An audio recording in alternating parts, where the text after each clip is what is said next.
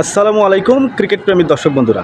বাংলাদেশের ক্রিকেটের পোস্টার বয় এবং বাংলাদেশের ক্রিকেটের একমাত্র কিংবদন্তি খেলোয়াড় সাকিব আল হাসান তিনি নিজ মুখে সজ্ঞানে অবসরের কথা জানিয়েছেন।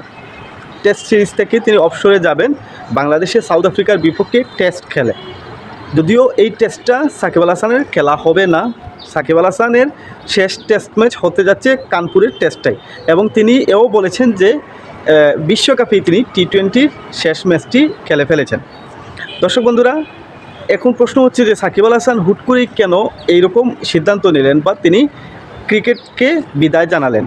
অতীতে কথা ছিল যে সাকিব আল হাসানের অবসরের দিন বাংলাদেশে রাষ্ট্রীয় ছুটি ঘোষণা করা হবে। যদিও এখন বাংলাদেশ নতুন বাংলাদেশের পরিস্থিতিও ভিন্ন, আগের বোর্ড পরিচালকও এখন নেই, সব কিছুই নতুন। সেই হিসাবে সাকিব আল হাসানের এত বড় একটা সম্মাননা পাওয়ার জন্য ডিজার্ভ করলেও এখন আর সেই সুযোগ বা সেই সম্ভাবনা কোনোটিই নেই। সাকিব আল হাসান টেস্ট ক্রিকেট বা টি-20 ক্রিকেট থেকে বিদায় জানিয়েছেন।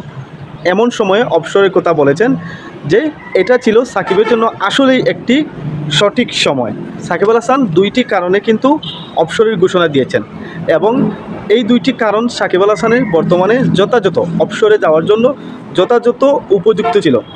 প্রথম কারণটি হচ্ছে বেশ কিছুদিন থেকেই সাকিব আল হাসান অফ ফর্মে ভুগছেন, যার কারণে ব্যাটিং বোলিং কোনোটাতেই তিনি আর তার আগের মতো পারফরমেন্স করে যাচ্ছেন না।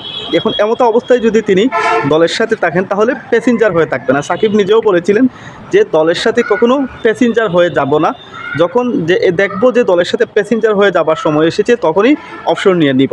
সাকিবের প্রত্যেকটা কথাই তিনি তার কথাগুলো রেখেছেন।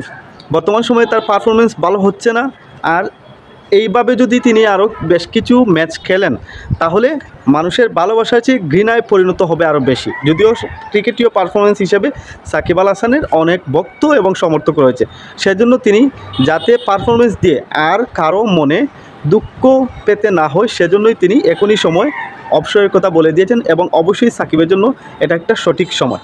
দ্বিতীয় যে কারণটা হচ্ছে সাকিব আল হাসান রাজনীতিতে প্রবেশ করেছিলেন এবং আওয়ামী লীগের হয়ে তিনি এমপিও হয়েছিলেন, কিন্তু এখন আওয়ামী লীগ সরকারও নেই, প্লট ভিন্ন, এবং সাকিব আল হাসানের ওপর একটি মামলা দায়ের করা হয়েছে।